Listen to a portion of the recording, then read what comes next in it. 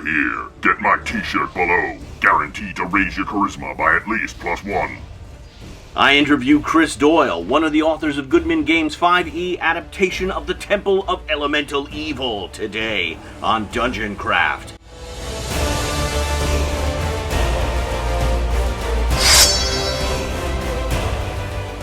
Welcome to Dungeon Craft. I'm Professor DungeonMaster, and this channel is about playing the ultimate game of D&D and other tabletop role-playing games. And I'm Deathbringer. Level up your game by subscribing and click the bell icon so you'll be informed whenever we upload new content. In 1979, many players were introduced to Advanced Dungeons & Dragons by Adventure module T1, The Village of Hamlet. That module, written by Gary Gygax, promised a sequel called The Temple of Elemental Evil. But that sequel didn't arrive anytime soon. Gygax was distracted by other modules, Hollywood, and the newfound fame from D&D unexpectedly racking up millions in sales. Years passed with rumors, but no firm publication date for Temple, making it kind of like the Winds of Winter of RPGs. Eventually, the project was assigned to Frank Menser, author of the iconic 1983 D&D Red Box set, and in 1985, The Temple of Elemental Evil finally hit stores. In 2004, Dungeon Magazine ranked Temple number 4 on its list of greatest modules of all time, and in 2021, Goodman Games published a 5e update, and we have one of its authors, Chris Doyle, here with us today. So, Chris Doyle, thanks for being here today. Thank you. Appreciate it. I'm going to take you back to the 80s. For those of you who weren't there, it's a time of pastels. Chris is wearing a white unconstructed Miami Vice jacket. He's listening to Duran Duran. It's 1985. Temple of Elemental Evil comes out. What's your first experience with it? So there was a local game store where I live, and I could walk to it. And walked in one day, and lo and behold, it was there. And as you alluded to originally, the module was announced in 1979 when T1, The Village of Hamlet, came out, and then nothing, radio silence, and that was a time before the internet, so we didn't know when it was coming, and it was just exciting to walk in to a store and see it there, and then see how thick it was. 128 pages of glorious module. Why is Temple of Elemental Evil so cool? Why has it endured as long as it has? Well, I think part of it is the mystique of that 6 years in between the announcement of it and then when it actually came out.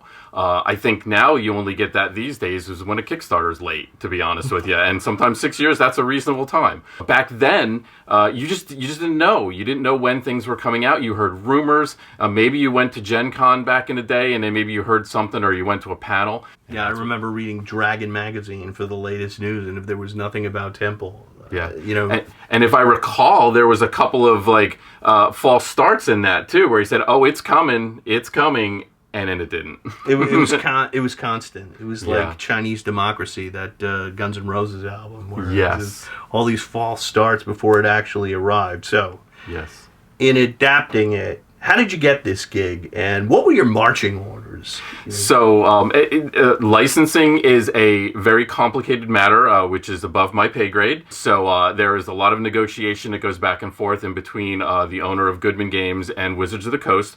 It usually goes something like we will suggest a couple of titles to them, and they will come back to us and say no or yes. And they said yes on Temple of Elemental Evil, and we jumped all over that because it was number 4 on the Dungeon Magazine all-time list of modules, and it was the first true super module. It was a huge challenge, and we went for it. And it doesn't hurt that it was written by Mr. Gygax himself. Could we call it the first mega dungeon? Is it? I do. I think it certainly is. Definitely the length, and it's definitely multi-levels and everything.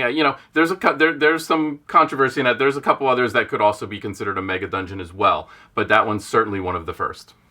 So, what did you keep And what did you change? Okay, so we actually don't change anything. We don't remove anything from the original. So the first part of the book is going to be a bunch of essays that are by luminaries in the gaming industry, and those are amazing. There's a 20-page interview with Jeff Easley, which is just phenomenal. And then we take the original module, the first edition module, and we reprint it in its entirety. So you've got that. Then when we get to the 5th edition conversion, we do a faithful translation from 1st edition to 5th edition for this product. So if there was, this is the example I always use, if there were 17 orcs in room number 1, there's still 17 orcs in room number 1. If they had 22 copper pieces, they still have the 22 copper pieces.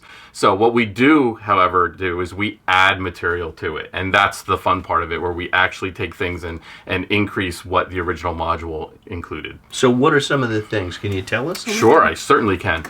So we fleshed out the wilderness locations around the 2 villages. For folks that remember the original, the evil village of Nolb had 4 locations that were detailed, and then there was a beautiful map of probably another 30 or 40 locations. We actually designed 9 additional locations for the village.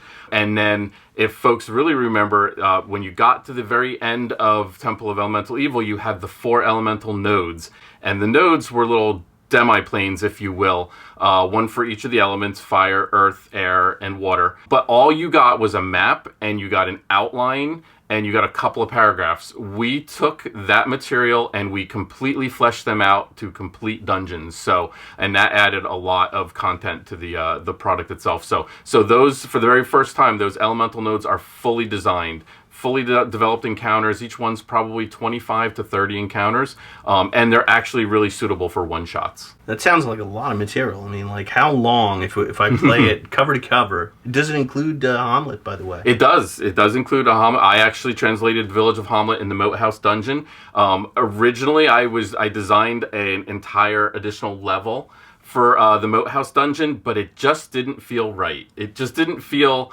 It just felt extraneous, and I just didn't want to, I didn't kind of want to tarnish that original dungeon, because that dungeon is probably one of my favorite dungeons of all time, especially starting a new group of gamers out. So that was fabulous. But this book, it's actually 2 books in a slipcover edition. It's 732 pages long. It's equivalent to 2 of our previous really thick books. What makes the module Village of Hamlet, like, why do you love that dungeon so much? The giant frogs, the giant crayfish, the giant tick. These are things, when you look at them independently, they probably don't stand on their own very well, but collectively, it's just a fun dungeon, and it's like perfect for that new group of adventurers who probably have not played D&D before, experiencing some of these just classic encounters. That's what I think is the best about the Moat House dungeon. Have you ever seen the illustrated one that Yes. kind of, you know, with Yeah.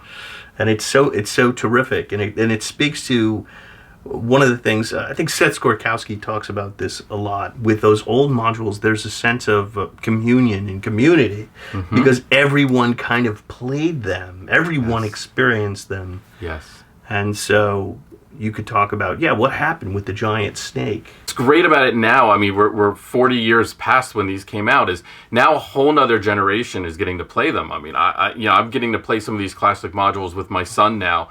And when we work conventions, we get that all the time. It's like, oh, I remember going through B1 and B2 when I was your age. Now my kids are that age, and now I'm running them through it, and they get to share the same thing. And there's nothing like that feeling. I mean, that's what it's all about. Cover to cover, how many sessions could this conceivably take? How many sessions? That's a great question.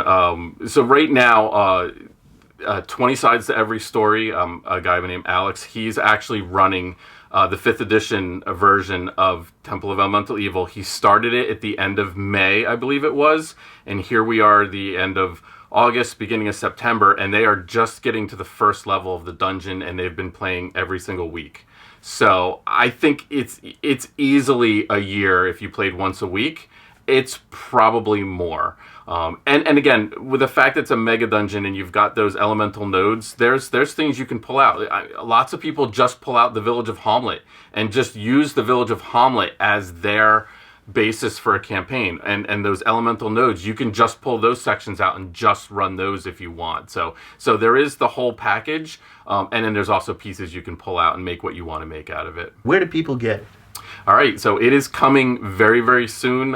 It's going to start shipping. The pre-orders are going to start shipping in the next couple of weeks. When this video drops, they might actually be starting to get into people's hands. You can go to Goodman Games website and order it directly from there, and I believe you can order it from your friendly local game store as well. I'm a big fan of Goodman, Dungeon Crawl Classics, and all the modules that they produce, so I'm really excited to see this. Anything else that we should know about Temple? If you really want to hear a very deep dive into the 5th edition conversion and all the different things that we did, I would recommend that you check out a show that I actually do on Twitch called Talking TSR with Rick Maffei, my co-host. And he is one of the other contributors to the module.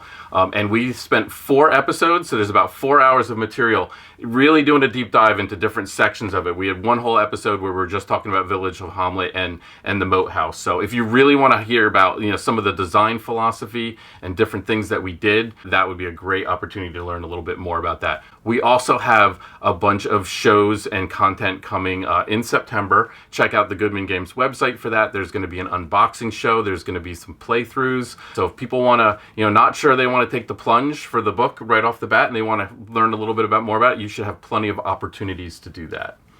Hey, thanks for coming by, and thanks to Goodman for curating this and producing this great material so that future generations can enjoy it.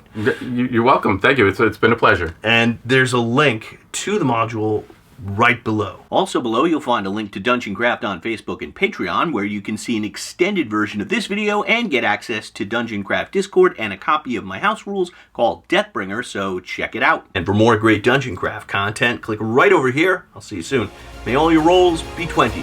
Deathbringer again. Ah, the Temple of Elemental Evil really brings back the memories. I graduated kindergarten there, and while I'm reminiscing, click on more Dungeon Craft.